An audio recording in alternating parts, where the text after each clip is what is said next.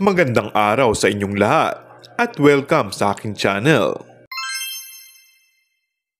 Dahil sa pagkakaroon ng allergy nga ni Kim Chiu, ay hindi na nito natapos ang show kasamang BFF na si Darren Espanto sa Bel Air, Makati.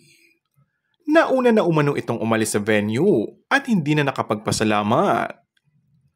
Pero mukhang okay naman na si Kim at pahinga naman pagkatapos dahil nakapasok pa ito sa It's Showtime kanina.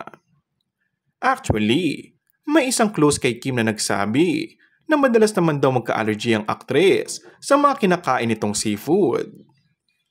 Noon pa raw talaga problema ni Kim yun dahil dito ay sobrang nag-alala raw si Paolo Abilino para sa girlfriend.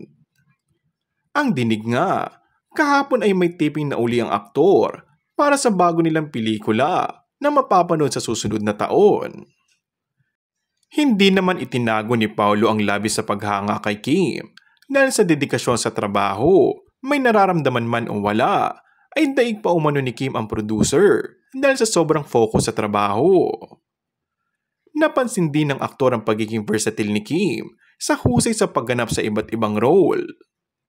Sobrang versatile niya na artista. Nakita ko yung mga project na ginawa niya noon, parang pinipili niya, ibang-iba palagi. So this time, iba naman yung makikita nyo na kaya niyang i-offer at hindi ko na masyado ikikwento. Pero hayaan yung mapanood yung performance na ginagawa niya. Ginawa namin sa big screen, dagdag ni Paolo. And that's all for our today's video. Kung bago ka lang sa aking channel ay mag-subscribe at pindutin na rin ang notification bell. Maraming salamat!